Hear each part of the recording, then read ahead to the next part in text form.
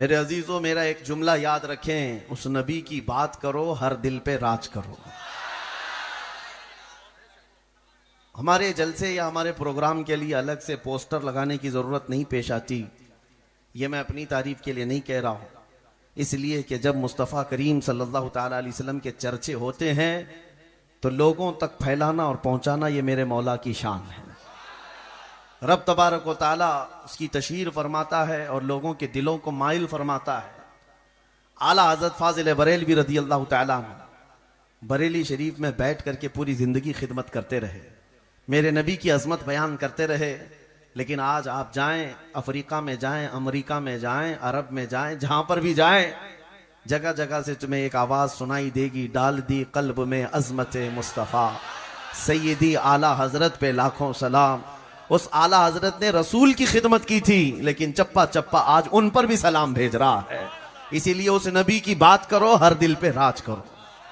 हुजूर की जो बात करता है मौला करीम उसके कलाम को भी जिंदा रखता है, उसके नाम को भी जिंदा रखता है।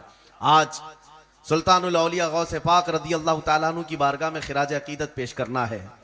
और मेरे अजीजों, ये सुन्नियों का माहौल है। आप हजरात भी इस मिशन को लेकर के चलें कि अपने बच्चों में ये बात मुंतकिल होती जाए, ट्रांसफर होती जाए। कल को तुम्हारे बच्चे गूगल से और फेसबुक से, इंस्टा से इस्लाम हासिल कर रहे होंगे और उनको ये लगता होगा कि सारा दीन जो है गूगल से आया होगा। मेरे अजीजों, ये सोशल मीडिया और फिर इंटरनेट के ज़माने में कहीं इनको ये लगने ना लग जाए कि दीन ऐसे ही इसी रास्ते से आया। हरगिज नहीं। इन बच्चों के दिमाग में, दिल में ये चीज़ ट्रांसफ़र करते जाओ, हमारा दीन जो आया है वो गौसे पाक से आया है। हमारे पास जो दीन आया है वो गरीब नवाज से आया है। हमारे पास जो दीन आया है वो आला हजरत से मिला हुआ है। ख्वाजा दाना से आपको दीन मिला हुआ है। इन औलिया कामिलीन से चल करके जो दीन आया है वो साफ सुथरा है। वरना जो गूगल के पीछे लगे हुए हैं आज, जैसे प्रोफेसर से, किसी इंजीनियर से, किसी प्लम्बर से दीन हासिल करने के लिए नौजवानों की एक बड़ी खेप घूम रही है। उनको ऐसा लगता है रेफरेंस नंबर देता है, हदीस नंबर देता है, ये गूगल वाला जो इंजीनियर है इसी से दीन फैला हुआ है। ये ऐसे ही लेकर के जाएंगे जैसे गूगल मैप वाली आंटी घुमा देती है। गूगल मैप से जाते हैं, जरूरी नहीं कि हर बार वो सही रास्ता दिखाए। गूगल मैप कभी कभार ऐसी गलियों में ले जाता है जहां से वापसी का रास्ता ही नहीं मिलता। कई जगह पर यह भटका दिया करता है। इसी तरह से उस दीन की तरफ ना जाओ। मेरे अजीजों, दीन किससे ले रहे हो ये देखना बहुत जरूरी है। इसीलिए हम औलिया कामिलीन की बारगाह में वक्तन फवक्तन ये खिराज अकीदत पेश करते रहते हैं, उर्स मनाते रहते हैं, जलसे करते हैं। एक ही मकसद है, हमारे बच्चों को ये हमेशा याद रहे कि दीन हमारा इन बुजुर्गों से मिला और इन बुजुर्गों से जो दीन छन करके आया है वो पाकीज़ा दीन है, जो नबी पाक सल्लल्लाहु अलैहि वसल्लम से सहाबा के सीनों में मुंतकिल हुआ, सहाबा से ताबाइन में आया, ताबाइन से अइम्मा मुज्तहिदीन में आया, उनसे औलिया कामिलीन में, फिर उलमा सालिहीन में, और फिर हमारे मोहल्लों तक दीन आया है। इसी दीन को फॉलो करते हुए जाओ, इंशाअल्लाह कदम रास्ते पर रहेंगे, कदम तुम्हारे सिराते मुस्तकीम पर रहेंगे।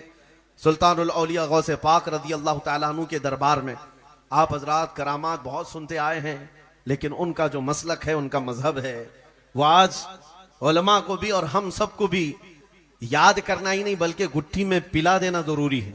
गौसे पाक का एक मसलक ये है, गौसे पाक रज़ी अल्लाह ताला अन्हु उस जमाने में बगदाद आए थे जब बगदाद में हक बोलना बहुत बड़ा जुर्म था। हजरत अबू बकर, हजरत उमर का नाम लेने पर वक्त के शिया खुलफा कोड़े मारते थे, कोड़े लगाते थे। उस जमाने में गौसे पाक मिंबर पर खड़े होकर हक बात का ऐलान कर रहे थे।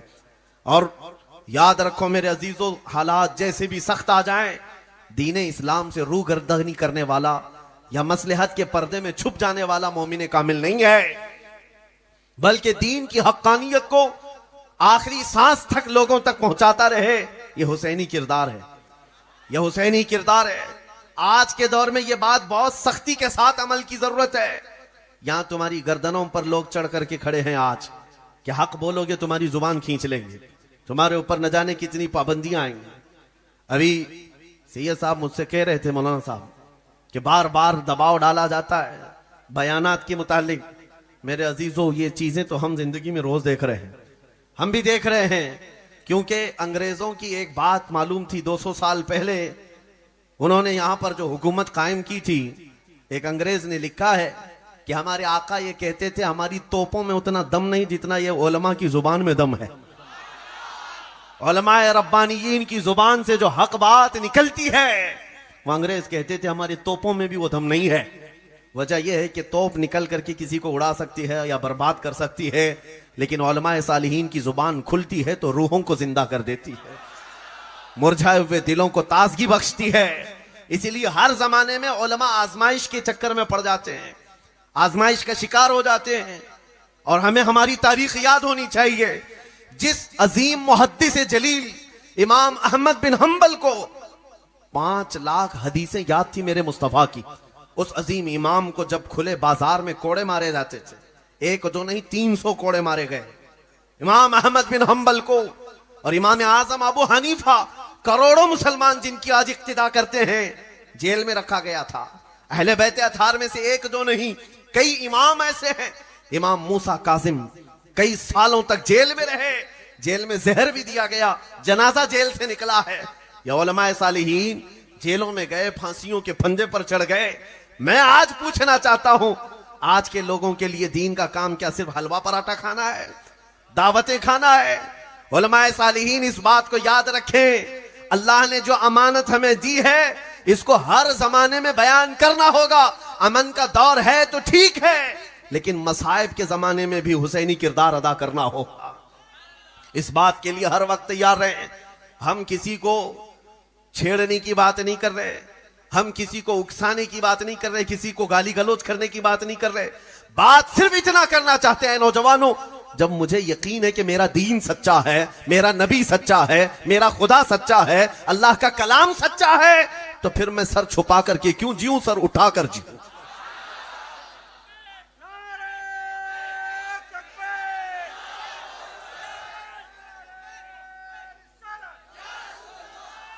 छोटी छोटी चीजों पर बिलबिलाने वाले दीन की खिदमत में आए नहीं।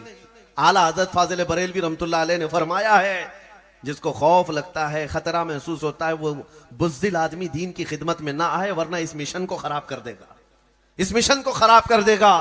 हाँ, अगर अपनी गर्दन, अपना सीना मुस्तफा करीम सल्लल्लाहु अलैहि वसल्लम की मोहब्बत में जगमगाता है और उसका यकीन है कि अगर इस रास्ते में शहादत हो तो अल्लाह जन्नत अता करता है, तो उसे पीछे कदम हटाने की जरूरत नहीं, आगे बढ़ते चले जाए। इसलिए कि नबी करीम सल्लल्लाहु तआला अलैहि वसल्लम का एक जज्बा मैं आपको बताऊं, जंगे हुनैन के मौके पर मैं अपने मौजू पर आता हूं, इसलिए कि आज के दौर में जो लोगों को जिगर चाहिए वो जज्बे को मैं बेदार करना, मेरा मकसद सिर्फ इतना है। लोगों के, कुछ लोगों के दिलों पर ये जंग लगा हुआ है हालात को देख देख करके। मेरे अजीजों, ये हालात नए नहीं है हमारे, ये मक्का के दौर से चले हुए हालात हैं। अरे तुम तो वो हुसैनी किरदार वाले सुन्नी मुसलमानों, तुम्हें खौफ व खतर की क्या जरूरत है? तुम्हें चाकू छुरी तलवार से कौन भला डरा सकता है? जो कौम हर साल मुहर्रम में करबला की दास्तान सुनती चली आ रही है, हुसैन आजम की शहादत को सुनती है, तो वो मातम करने के लिए नहीं है, रोने धोने के लिए नहीं है, ताजिया उठा करके डुबाने के लिए नहीं है। हम हुसैन आजम के किरदार को जवानों को, बूढ़ों को इसलिए सुनाते हैं, 80 साल का बूढ़ा भी करबला सुने तो 25 साल का जवान बन जाए, उसके अंदर जज्बा है। जंगे हुनैन के मौके पर कुरान पाक में उसका जिक्र भी आया है। अल्लाह ताला ने फरमाया, लक़द नसरकुमुल्लाहु फी मवातिन कसीरतिन व यौम हुनैन इज़ अअजबतकुम कसरतुकुम फलम तुगनि अन्कुम शैअन व ज़ाक़त अलैकुमुल अर्दु बिमा रहुबत थुम्मा वल्लैतुम मुदबिरीन। कुरान पाक में रब ताला फरमाता है, अल्लाह ने कई मौकों पर तुम्हारी मदद की है, खास तौर पर हुनैन के मौके पर। हुनैन, जंग हुनैन में हालात ऐसे थे, सहाबा की तादाद बहुत ज्यादा थी, बड़ी तादाद थी, तो रब फरमाता इज़ अअजबतकुम कसरतुकुम। पहले सहाबा को यह लगा बहुत बड़ी तादाद है, सब फतह कर लेंगे, लेकिन हालत क्या हो गई, बदल गए। फलम तुगनी अन्कुम शैआ, रब फरमाता है तुम्हारी बड़ी तादाद से कुछ हो तो नहीं सका वहां पर। वज़ाक़त अलैकुमुल अर्द, जमीन तुम पर तंग कर दी गई।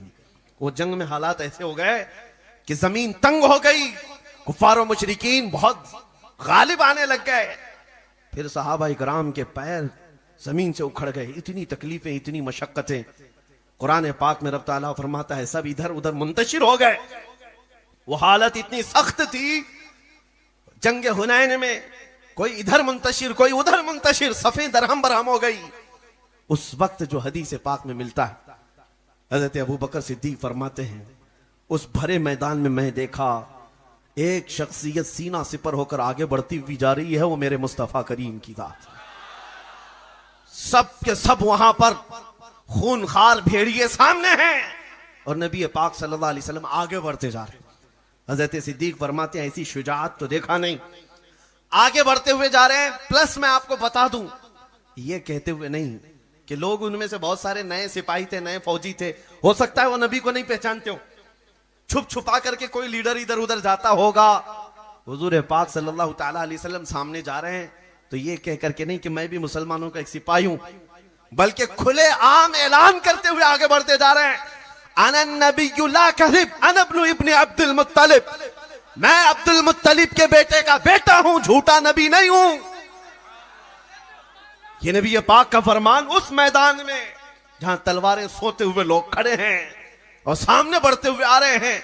सहाबा कहते हैं जितने कदम डगमगाए थे, अचानक जान में जान आई, ऐसे सबके सब मुत्तहिद हुए कि अचानक हमने देखा सबके हाथ बिजलियों की तरह कौंधने लग गए। जो मुंतशिर हुआ था मैदान, पल भर में मेरे मुस्तफा की शुजाअत के बाद पूरा का पूरा गलबा इस्लाम को नसीब होता है। मेरे अजीजों,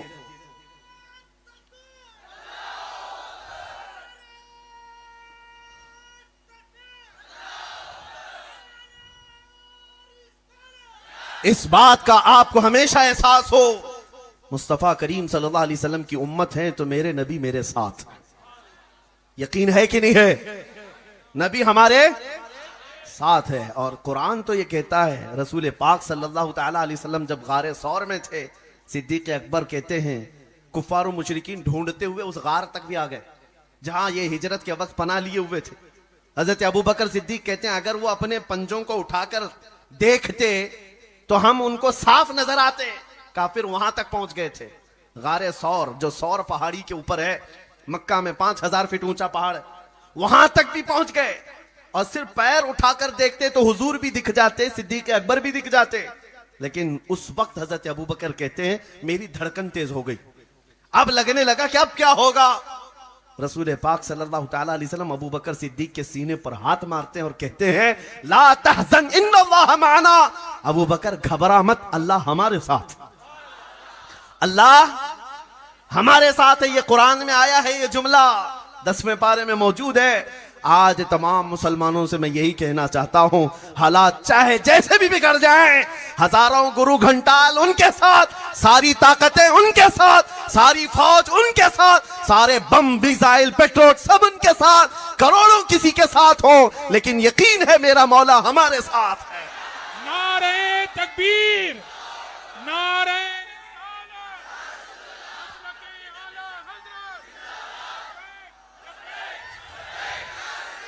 लब्बैक लब्बैक लब्बैक लब्बैक लब्बैक या रसूल। मेरे अजीजों, ये अब हमने महसूस किया है कि हिंदुस्तान की ये सरजमीन नौजवानों की अब बेदार हो रही है। सुना है कुदसियों से मैंने कि वो शेर फिर होशियार होगा। इकबाल ने कहा था निकल करके सहरा से जिसने उलट दिया था तख्ते रोमा को, सहरा से निकला था वो नौजवान जिसने रोमन एम्पायर को पलट कर रख दिया था, पर्शियन एम्पायर को घुटने पर लाकर रख दिया था। वो कौन था? अरे वो 313 निहत्ते सहाबा जो मेरे मुस्तफा के साथ निकले थे। मदीने तैयबा की तारीख आज दुनिया को अच्छी तरह से मालूम है।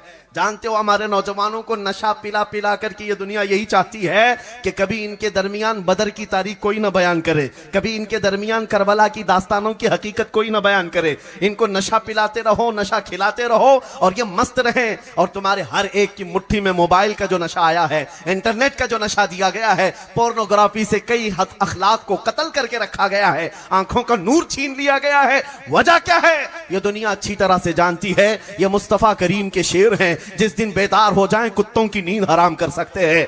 इसलिए इनका सोना अच्छा है, इनका नशे में रहना अच्छा है, क्योंकि कुत्ते आज जिस तरह से जगह जगह मंडलाते हुए नजर आ रहे हैं। हमने देखा है जब शेर अपनी शेरगी छोड़ता है तो छोटे छोटे जानवर भी भौंकने लगते हैं, भौंकने लगते हैं। जो आज मेरे नबी पाक की शान में गुस्ताखी करने की जुर्रतें आ रही हैं, वजह यही है कि मुस्तफ़ा करीम सल्लल्लाहु तआला अलैहि वसल्लम की इज्जत और उनकी नामोस पर पहरा देने वाले सलाहुद्दीन कहाँ हैं हमारे, शहाबुद्दीन कहाँ हैं हमारे। दुनिया इस बात से खौफज़दा है, आज मेरे गले पर भी कल फंदा लग जाए तो खौफ ना खाना मेरे अजीजों। मेरी जुबान बंद हो जाती है, मुझे मार दिया जाए तो डरने की जरूरत नहीं।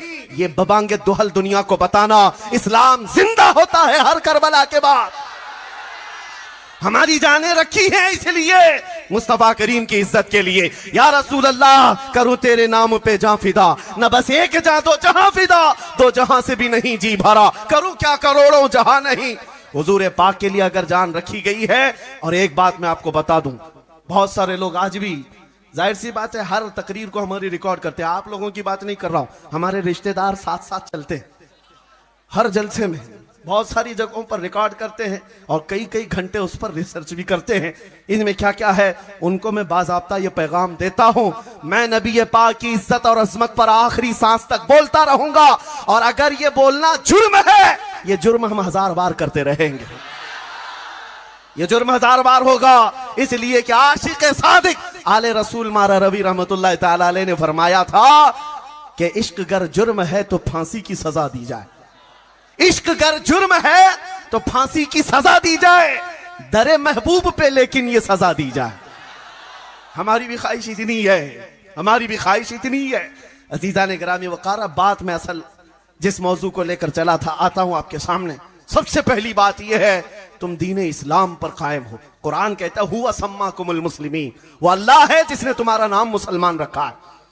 तो छुपा करके जीने की जरूरत नहीं।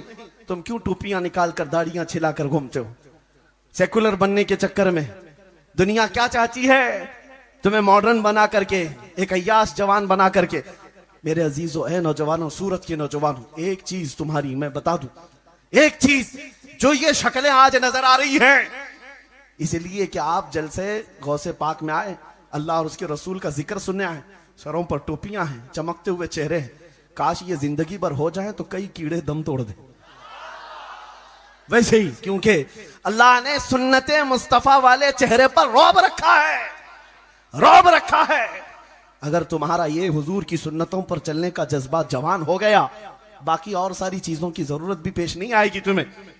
सबसे पहली चीज यही है कि तुम आ जाओ उस नक्शे कदम पर जहां मेरे मुस्तफा ने अपने सहाबा को छोड़ा था, उस पॉइंट पर आ जाएं, बस हमारे लिए काफी है। और मेरा मिशन भी यही है। आपसे मैं बात ये कर रहा हूं, अल्लाह ने तुम्हारा नाम मुसलमान रखा, अल्लाह ने रखा, और तुम सेकुलर बन करके ऐसे बनना चाहते हो कि लोग तुम्हारा नाम पूछ करके मालूम करें कौन है ये, इधर वाला है उधर वाला। नाम से भी नहीं मालूम होता। कभी कोई नाम राजा बताता है, राजा इधर भी है उधर भी, फिर उसके बाप का नाम पूछना पड़ता है, तुम्हारे बाप का नाम क्या है? तो कहते हैं सोनू, उधर भी है इधर भी है। तुमसे भी नहीं पता चला, तुम्हारे बाप से भी नहीं पता चला, फिर आदमी को तुम्हें पहचानने के लिए दादा तक जाना पड़ता है। मेरे अजीजों, ये कोई लतीफा नहीं, बहुत सारे लोग इस बात की कोशिश कर रहे हैं। आज मैं उनसे ये कहता हूं, तुम्हें पहचानने के लिए बाप दादा तो दूर की बात, तुम्हारा नाम पूछने की भी जरूरत ना है। तुम्हारी चाल चलन देख करके दुनिया पुकारे, इसके जिस्म से मुस्तफा की खुशबू आती है, मदीने के ताजदार का गुलाम लगता है। तुम्हारी चलत फिरत ही काफी हो जानी चाहिए। मुझे पता है, मैं इस बात के फख्र के साथ, इस लिबास के साथ हर जगह घूमता हूं, हर जगह जाता हूं। मैं चाहे स्टेशन पे हूं, एयरपोर्ट पे हूं, मैं अपने अमामे के साथ जाता आता हूं। लोगों को लगता होगा कि हर एक हमारी तरफ देख रहा है, शर्म आ जाए। नहीं, हमें तो खुशी होती है नबी के गुलाम को कोई देख रहा है। याद तो आ जाए 1400 साल पहले निकली हुई ये जमात थी नबी पाक सल्लल्लाहु तआला अलैहि वसल्लम की, जिसका हाल ये था, वो मदीने के सहराओं से निकले थे ये ऐलान करते हुए, दश्त तो दश्त है दरिया भी न छोड़े हमने, बहरे जुल्मात में दौड़ा दिए घोड़े हमने, दी अजाने कभी यूरोप के कलीसाओं में तो कभी अफ्रीका के तपते हुए सहराओं में। आ गया ऐन लड़ाई में गर वक्त नमाज, किबला रूहों के जमीन बोस हुई कौमे हिजाज। एक ही सब में खड़े हो गए महमूद और अयाज, ना कोई बंदा रहा ना कोई बंदा नवाज।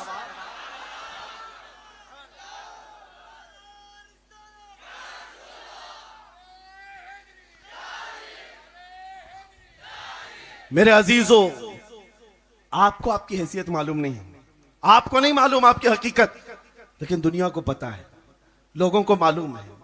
आज मुट्ठी भर जमात भी लोगों के लिए मसला बन जाती है।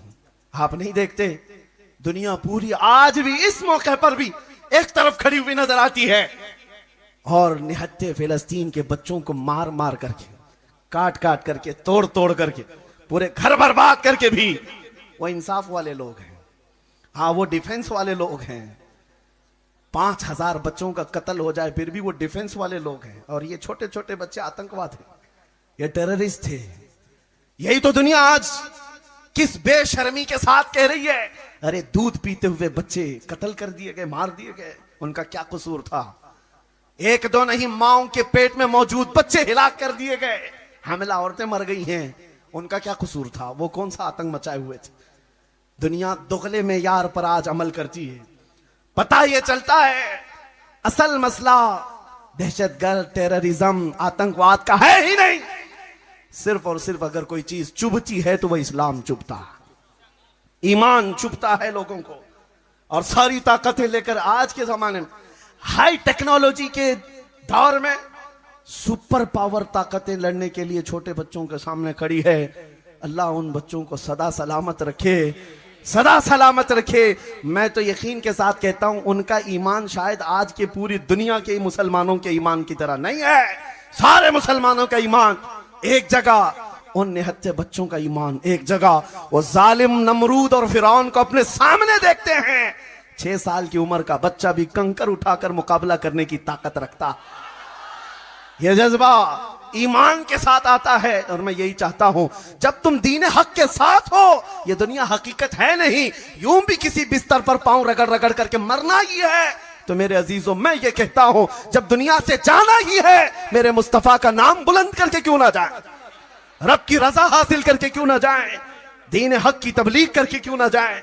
इस मिशन पर अमल करो। अब आओ गौसे पाक की दरबार में।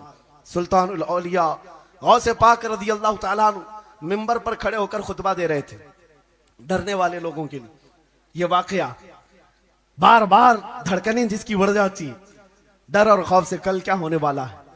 गौसे पाक रज़ी अल्लाह तआला अन्हु मिंबर पर खड़े होकर खुतबा दे रहे। अचानक एक छत से सांप आपके ऊपर गिरा। काला सांप था और ऐसे कि आपके गले के अंदर से गुजरा, आस्तीन में से आया। आपका बयान जारी है कंटिन्यू। यहां अगर चील कौवा भी उड़े तो सब उधर इधर हो जाएंगे। गौसे पाक के जिस्म पर सांप, और वो भी आस्तीन से निकल करके बाहर आया और अपना चेहरा गौसे पाक के चेहरे की तरफ किया, जैसे कोई डंक मारे, डस ले। आपका बयान जारी रहा। उसका खौफ ऐसा था कि मजमे में हालत खराब थी लोगों की। वो कभी सांप इधर आया, कभी उधर गया। थोड़ी देर के बाद फिर वो वापस जिस रास्ते से आया था निकल कर चला गया। सुल्तानुल औलिया गौसे पाक का बयान जूं का तूं जारी रहा, कंटिन्यू हो गया, खत्म हो गया। लोग दौड़े हुए आए और पूछा पीराने पीर से, ये क्या माजरा था? इतना खतरनाक सांप आपके गले में फंदा डाले हुए इधर से उधर लटक रहा है, आप बयान कंटिन्यू जारी रखे हुए हैं। सुनो जवाब मेरे गौस का। गौसे पाक फरमाते हैं, मैं उस कादिर का बंदा अब्दुल कादिर हूं, उस कादिर का बंदा अब्दुल कादिर हूं, कुदरत वाले मौला का। ये तो एक कीड़ा है, जो सांप आया था वो एक कीड़ा है। मेरा यकीन मौला की कुदरत पर ऐसा है, अगर अब्दुल कादिर की मौत लिखा है अल्लाह ने, सांप तो दूर की बात मच्छर से भी हो सकती है। और अगर मौत नहीं लिखी, 1000 सांप भी आ जाएं, मुझे कोई जिंदगी से दूर नहीं कर सकता, मुझे मौत नहीं दे सकता। आज ऐ सुन्नी मुसलमानों, आपसे भी मैं यही कहूंगा, अगर तुम्हारी मौत लिखी है, किसी रास्ते पर जिंदगी की शाम हो जाएगी। और अगर नहीं लिखी है, वक्त के नमरूद और जालिम लोगों से भी तुम्हारी मौत नहीं होगी। ईमान पर कायम रहो।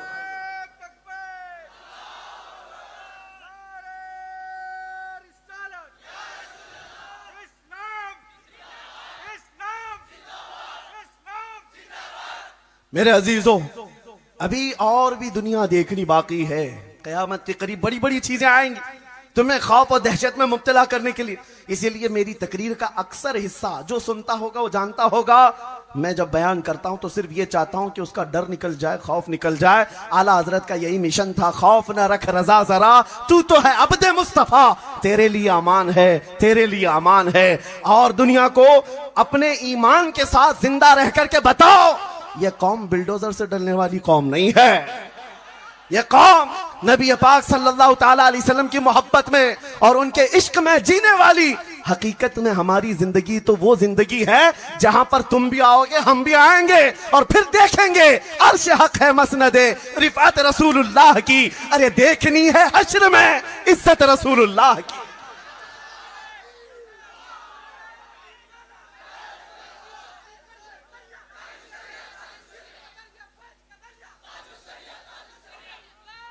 मेरे अजीजों, आज एक आयत में पढ़ा था, चंद दिनों पहले की बात है, जब ये हालात बहुत तेजी से दुनिया में बदलते आ गए, बड़ी बड़ी ताकतें धमकियां दे रही हैं, पता नहीं क्या क्या चीजें, और जब ऐसी बातें होती हैं शेरों की लड़ाइयों में कुत्ते बाहर निकल आते और मीडिया पर बैठे यहीं पर से भौंकना शुरू कर दिया।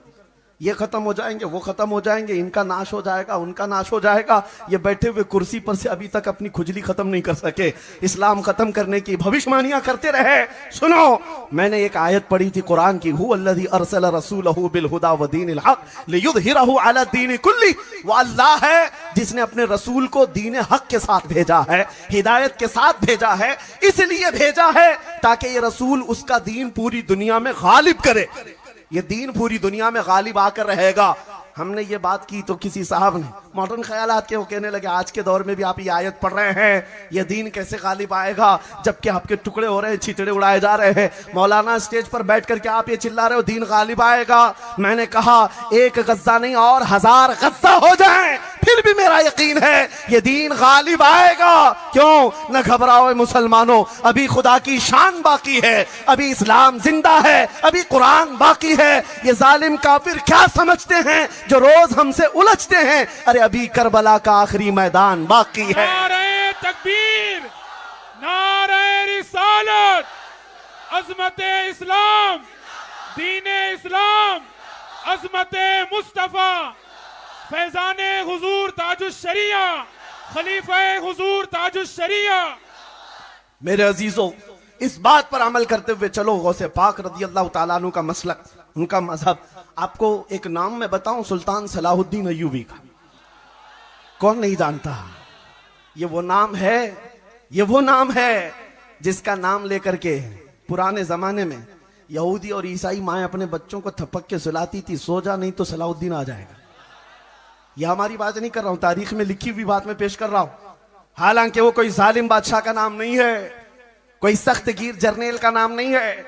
आज भी अंग्रेज मुअर्रिख जो तारीख लिखे हुए हैं वो सलाहुद्दीन का अदब करते हैं, एहतराम करते हैं और कहते हैं ऐसा जर्नेल हमने नहीं देखा जो हजारों की तादाद में अपने सामने आए हुए कैदियों को आजाद करता था, सलाहुद्दीन। लेकिन आपको मैं बताऊं, उस सलाहुद्दीन अय्यूबी की जो सबसे बड़ी करामत है वो बैतुल मुकद्दस की फतह, जिसके लिए वो जीता रहा, जिसके लिए उसने पूरी जिंदगी वक्फ कर डाली, बैतुल मुकद्दस फतह किया। लेकिन एक तारीख की सच्चाई आज मैं बयान करूं, आपको पता है सलाहुद्दीन का नाम सिर्फ सुन्नी नहीं लेते, सब लोग लेते हैं, वहाबी भी लेते हैं, देवबंदी भी लेते हैं, अहले हदीस भी लेते हैं, सब कहते हैं हीरो था इस्लाम का, हीरो था इस्लाम का। लेकिन सबको मैं एक तारीख बता दूं, सलाहुद्दीन अय्यूबी बैतुल मुकद्दस को जब फतह किया, उसको फतह करने वाली जो लश्कर, उसके साथ जो लश्कर था, लश्कर का सिपह सालार गौसे पाक का खलीफा था। सलाहुद्दीन अय्यूबी गौसे पाक का परवरदा है, और एक दो नहीं, फौज में हजारों ऐसे थे जो गौसे पाक के शागिर्द थे, गौसे पाक के शागिर्द थे। और लोग आज हमें ताना मारते हैं कि ये 11वीं खाने वाले क्या करेंगे, गौस पाक का नाम लेने वाले सुन्नी क्या करेंगे, सिर्फ देगे पकाएंगे, न्याज खिलाएंगे और चले जाएंगे। नहीं, तुम्हें पता नहीं 11वीं खाने वालों ने ही बैतुल मुकद्दस फतह किया था, गौसे पाक के खलीफा ही सिपह सालार थे।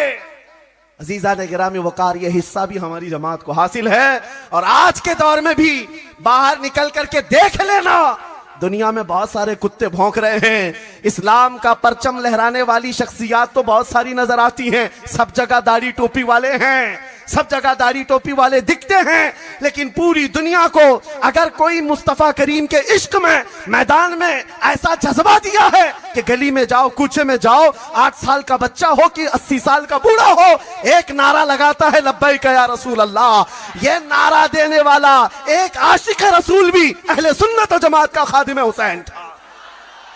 हर जमाने में यह हिस्सा रहा है।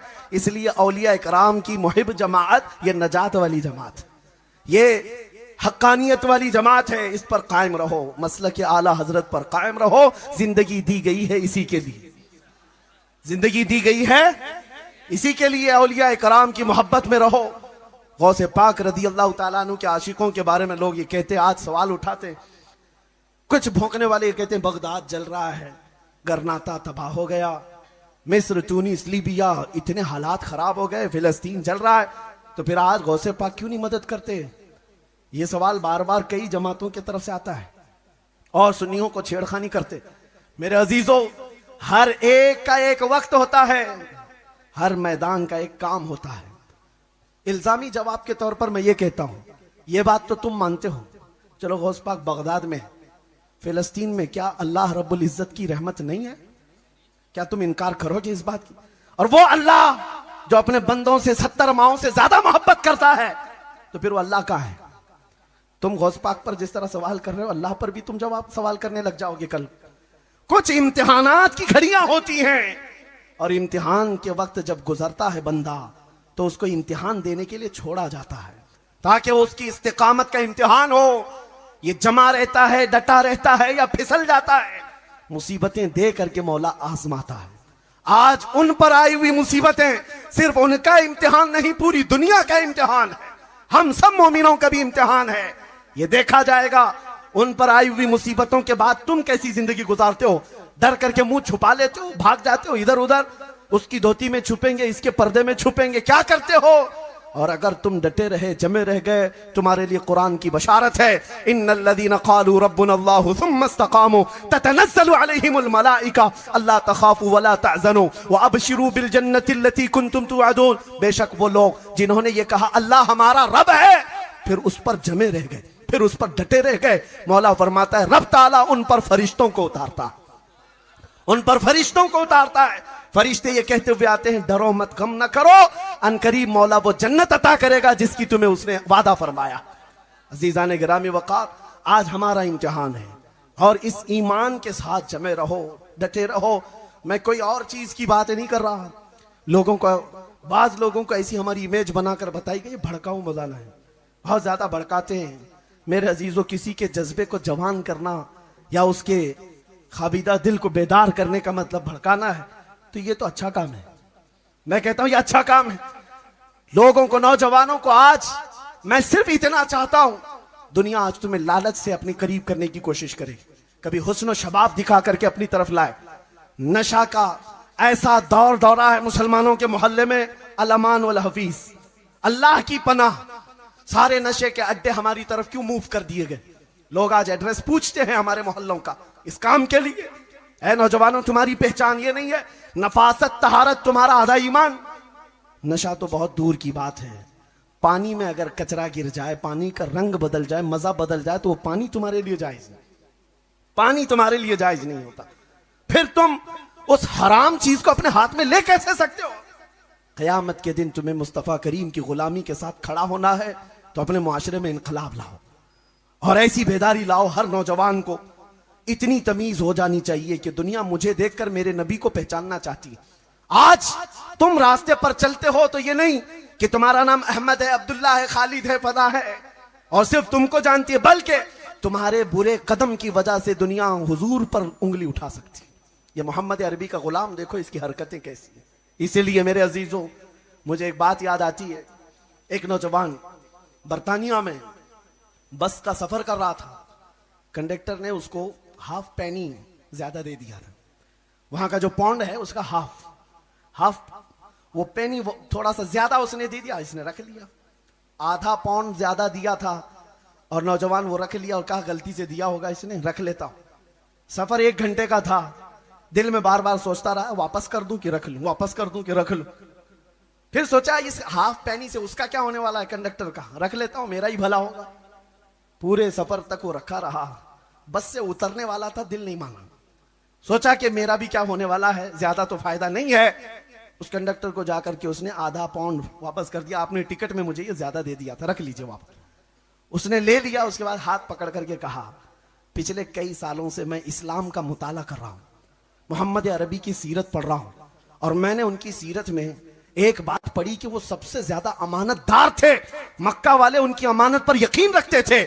और मैं इस्लाम कबूल करना चाहता था, लेकिन उससे पहले मैं एक एग्जाम लेना चाहता था किसी मुसलमान से कि उस मोहम्मद अरबी की अमानत अभी बाकी है या नहीं। मैंने जानबूझ करके आधा पाउंड तुझको ज्यादा दिया था, ये देखने के लिए कि मोहम्मद अरबी की अमानत अभी है या नहीं। तूने वापस करके अपने नबी की अमानत को जिंदा करके दिखाया है, और मैं इस्लाम कबूल करता हूं। मेरे अजीजों, नौजवान नीचे उतर करके आया और अपने दिल को पकड़ लिया। हाफ पेनी या आधा पाउंड, हो सकता है कि इस्लाम को ही वो बेच देता, अभी इस्लाम बेच देता। अगर वो रख लेता तो उसके दिल के अंदर क्या होता कि नबी पाक की अमानत खत्म हो गई। ऐ नौजवानों, आज मैं तुमसे कहना चाहता हूं, जब दुनिया औरतों की इज्जत लूट रही थी, तब मेरे नबी ये फरमा रहे थे, एक बच्ची जिसके घर पैदा हो जाए, अगर वो सही सलामत तरबियत करके उसका निकाह कर दे तो उस पर जन्नत वाजिब है। जब नबी पाक औरतों की इज्जत बयान कर रहे थे, उस नबी की तुम उम्मत हो, आज तुम्हें वो अखलाक जिंदा करके दिखाना है। आज तुम्हें नशा मुक्त मोहल्ले बना करके दिखाना है। आज तुम्हारे अखलाक और किरदार के साथ एक इनकलाब ला कर दिखाना है। फिर जो रोना रो रहे हैं ना, ऐसे हो गए हालात, वैसे हो गए हालात, कुछ नहीं होगा। इसलिए कि एक ही शर्त है, ये तुम क्या चाहते हो, ये मिल जाए, वो मिल जाए, ये मिल जाए, वो मिल जाए, ये तो दुनिया की बहुत छोटी छोटी चीजें हैं जिसके पीछे तुम भाग रहे हो। एक चीज आखिरी अर्ज कर रहा हूं, कुछ लोगों को लगता है मुझे हुकूमत में होदा मिल जाना चाहिए, मैं कॉमन बन जाऊं, सेकुलर बन जाऊं, मैं इसके पीछे उसके पीछे भागूं, मुझे ये चीज मिल जाए, वो दौलत मिल जाए। अरे ये दुनिया की छोटी छोटी चीजें जिनको हासिल करने के लिए तुम अपनी आइडेंटिटी खत्म कर रहे हो। मैं तुम्हें बताता हूं मिलता क्या है, कि मोहम्मद से वफा तूने तो हम तेरे हैं। अरे ये जहां चीज है क्या, लौह कलम तेरे हैं, लौह कलम तेरे हैं। कर नबी पाक से मोहब्बत, फिर तकदीर अपने हाथ से लिख।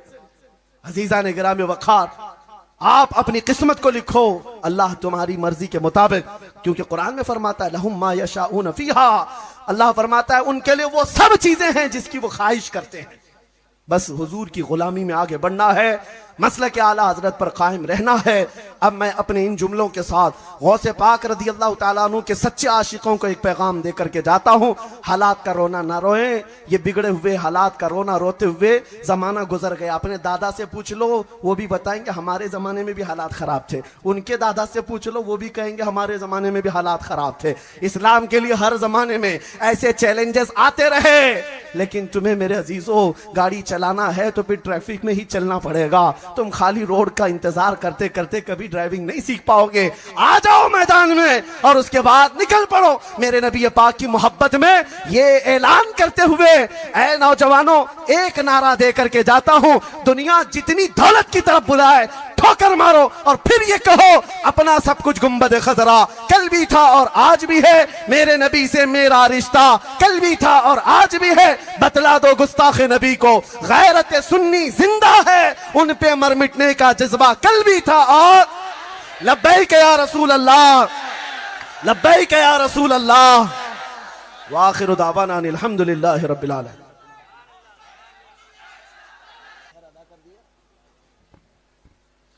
इस निकाह की तकरीब में दूल्हा खान आराफ एजाज, दुल्हन सना शेख सरफराज, दुल्हन की तरफ से इजाज़त शुदा वकील है शेख वसीम अकरम अब्दुल गफूर। दोनों की जानिब से एक एक गवाह, गवाह अव्वल शेख आबिद शमशुद्दीन, गवाह दुवम पठान नदीम खान निसार खान। और इस निकाह में दूल्हे की जानिब से दुल्हन के लिए जो महर तय पाया है वो 11,000 रुपये नकद जो अदा किया जा चुका है। आप तमामी हाजिरीन मजलिस भी इस निकाह के गवाह बन जाए। निकाह की तकरीब से पहले कुछ बातें मेरा मामूल है नसीहत के तौर पर अर्ज करता हूँ। नबी पाक सल्लल्लाहु अलैहि वसल्लम का फरमान आलीशान है, निकाह को इतना आसान बना दो कि जिना करना मुश्किल हो जाए। निकाह को आसान करो। इस नौजवान बच्चे का निकाह 2 दिन पहले ही था, लेकिन हमारी आमद के इंतज़ार में उसको मौखर किया और सादगी में इसी मिंबर पर बैठ करके निकाह खानी कर ली, या निकाह की तकरीब अदा कर रहा है। इसके लिए भी दुआ है और आप तमामी हजरात के लिए भी दुआ। जितने ताम झाम बनाए हुए हैं निकाह को सख्त बनाने के लिए, आज लोग ये सब चीज़ें निकाल दो। मुसलमानों के मुआशरे में ये सब चीज़ें नहीं होनी चाहिए, जिसकी वजह से बच्चियां जवान होकर घरों में बैठी। कितने नौजवानों को उनके माली गुर्बत की वजह से न लड़कियां मिलती हैं, क्योंकि सब ने बनाया है निकाह करने के लिए कम से कम 10-12 लाख रुपया चाहिए, शादी महल बुक होना चाहिए, कार्ड छपने चाहिए, कम से कम 500,000 लोगों का खाना होना चाहिए, और सारी मुसीबतें दुल्हन के घर वालों पर डाली जाती हैं। ये एक ऐसी मुसीबत है, अगर ये कंटिन्यू जारी रहा तो बाद में फिर बाप बेटी के पैदा होने पर मुंह बिगाड़ लेगा। खर्चा करने वाली आ गई। मेरे अजीजों, इस मुसीबत से तो इस्लाम ने नजात दिया है। अरब इसीलिए तो अपनी बेटियों को बहुत जल्दी ही गर्दन मरोड़ करके दफन कर देते थे जब बेटी पैदा होती। क्या वो जहालत का रिवाज हम फिर से लाना चाहते हैं? हरगिज नहीं। अल्लाह ने मर्दों को 2 हाथ दिए हैं, कमाओ और अपनी बीवी को खिलाओ। अपनी बीवी के बाप से भीख मांगने वाले नौजवान, मैं उनको दूल्हा नहीं कहता, वो इंटरनेशनल फकीर है। जहेज की भीख मांगने वाले, कार चाहिए, बाइक चाहिए, और अपनी दुल्हन के बाप से सब चाहिए। अरे शादी का जोड़ा भी उसी से चाहिए। नंगे आए थे क्या दुनिया में? यानी बीवी के बाप से हर चीज चाहिए, माल भी चाहिए, जोड़ा भी चाहिए, कार भी चाहिए, बाइक भी चाहिए। इतना सब अगर चाहिए तो मैं उसको मशवरा देता हूं, एक कटोरी ले ले, मस्जिद के बाहर बैठ जा, लोग एक एक सिक्का डालते जाएंगे, बहुत पैसा आ जाएगा। मेरे अजीजों, इसको भी भीख मांगना कहा जाता है। इस रिवाज को खत्म किया जाए।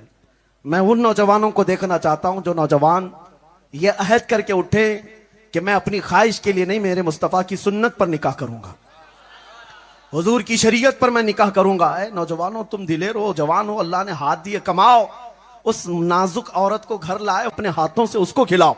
मेरे आका ने फरमाया, अपनी औरत को एक लुकमा खिलाना भी एक सदक़े का सवाब है। दूसरी बात, निकाह करने से पहले हुजूर पाक ने फरमाया, हर मर्द निकाह के पहले 4 चीजें देखता है। या तो औरत की खूबसूरती देखकर उससे निकाह कर रहा होता है, या औरत का बड़ा घराना देख करके, बड़ी खानदान वाली है, ये निकाह कर रहा होता है। फिर हुजूर फरमाते हैं, या तो फिर उसका बहुत माल देख करके निकाह करता है, बहुत मालदार औरत है। चौथा ये कि या तो उसकी दीनदारी देखकर निकाह करता है। हुजूर फरमाते हैं, जो सिर्फ खूबसूरती देख करके निकाह किया, शादी के बाद अल्लाह उसको फितने में मुब्तला कर देगा। हुजूर फरमाते हैं, फितने में मुब्तला हो जाएगा। और सिर्फ औरत के बड़े पैसे होने वाली की वजह से निकाह किया, हुजूर फरमाते हैं शादी के बाद वो फकीर बन जाएगा, मोहताज हो जाएगा। और सिर्फ खानदान, बड़ा खानदान देख करके निकाह किया, कौम के अंदर वो जलील हो जाएगा। और हुजूर फरमाते हैं, जिसने औरत के अखलाक व किरदार और दीन को देखकर निकाह किया, मेरे आका फरमाते हैं, मौला उसे यहां भी बरकत देगा, वहां भी बरकत देगा। हाँ, सबसे पहली चीज अपनी दुल्हन में ये देखो कि वो खातून नबी पाक सल्लल्लाहु ताला अलैहि वसल्लम की शरीयत पर कितना चलती है, कुरान कितना पढ़ी हुई है, दीन कितना है।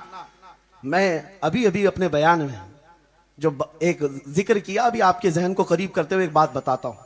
एक नौजवान है, कुर्द का रहने वाला, इराक का नौजवान, जिसका नाम नजमुद्दीन, और वो शादी नहीं करना चाहता था, शादी ही नहीं करना चाहता है। माँ बाप बार बार कहते थे उसको कोई लड़की नहीं पसंद आती। ऐसा नौजवान हो, ये नहीं है कि काली है, पीली है, ऊंची नाक है, छोटी नाक है, नहीं, उस नौजवान का मसला ही अलग था। एक दिन एक बुजुर्ग, उसके जो उस्ताद थे मस्जिद में, उससे समझाने के लिए बुलाए, कहा कि बेटा शादी कर ले, माँ बाप की ख्वाहिश है, माँ बाप की ख्वाहिश है। वो कहता है, ठीक है, आपकी बात पर मैं शादी करने को तैयार हूं, लेकिन एक शर्त है, मुझे एक ऐसी लड़की चाहिए जो मुझे दुनिया से निकाल करके अल्लाह तक पहुंचाए। पहली शर्त यह है, मुझे दुनिया से निकाल करके अल्लाह तक पहुंचाए, और फिर जब वो मेरे बिस्तर में आए और उससे मेरे कोई औलाद पैदा हो तो ऐसा लड़का पैदा हो जो बैतुल मुकद्दस फतह करे। इसलिए मैं निकाह के लिए अभी तक इंतजार कर रहा हूं। उस बुजुर्ग ने कहा, मियां बड़ी शर्तें हैं तेरी, तो ये कहां से कौन लेके आएगा, कौन लड़की को देखेगा, जा तू तो ऐसी कुंवारा रह जाए, देखते हैं कौन लड़की आएगी। मेरे अजीजों, वो मस्जिद में बैठे ही थे, एक खातून पर्दे में आई, मगरिब की नमाज हो चुकी, उस बुजुर्ग इमाम के पास आई, कहा कि हुजूर मुझे एक मसला है। कहा क्या है? कहा घर वाले मेरी शादी कराना चाहते हैं, और वो बड़े घराने में शादी कराना चाहते हैं, मेरा रिश्ता बहुत अच्छी जगह से आया है, मैं नहीं करना चाहती, आप अगर बोलेंगे तो मेरे घर वाले मान जाएंगे। उस बुजुर्ग ने कहा, तुझे क्या फर्क पड़ता है, शादी की उम्र हो गई, शादी कर ले।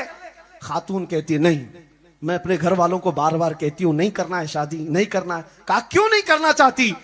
लड़की कहती है, मैं चाहती हूँ मुझे ऐसा शोहर मिले जो मुझे दुनिया से निकाल कर अल्लाह तक पहुंचाए। और मुझे ऐसा शोहर मिले कि जिसके साथ मैं जिंदगी गुजारूं, मेरा कोई बेटा हो तो बैतुल मुकद्दस फतह करे। उस बुजुर्ग की बाँछें खिल गई। ये नौजवान अभी मुझसे ये कह रहा है, लड़की आई अभी ये कह रही है। उसी मस्जिद में निकाह हो गया, निकाह हो गया, दोनों को रुखसत किया गया। यही वो जोड़ा है जिससे पैदा होने वाले का नाम सलाहुद्दीन अय्यूबी है।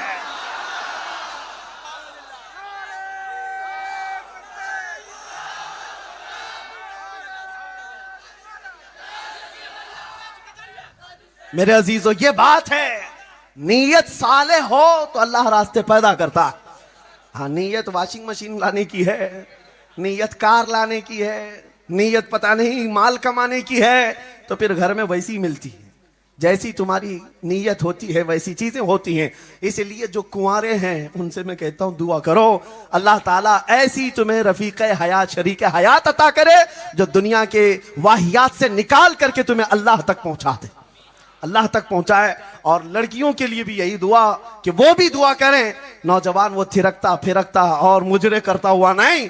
तुम्हारा आइडियल ये होना चाहिए, खवातीन तक मेरी बात जाती है तो अल्लाह की बारगाह में सजदों में ये दुआ करें, मौला मुझे कोई शोहर अता करे तो खालिद बिन वलीद का गुलाम अता कर, मुझे रसूल पाक का शहदाई अता कर। और जब नीयतें ऐसी हों, दुआएं ऐसी हों, तो मौला करीम जोड़े भी ऐसे बनाता है और औलाद भी पैदा होती है तो हसनैन करीमैन की गुलाम पैदा होती है। अल्लाह करीम इस निकाह को भी बरकत अता फरमाए।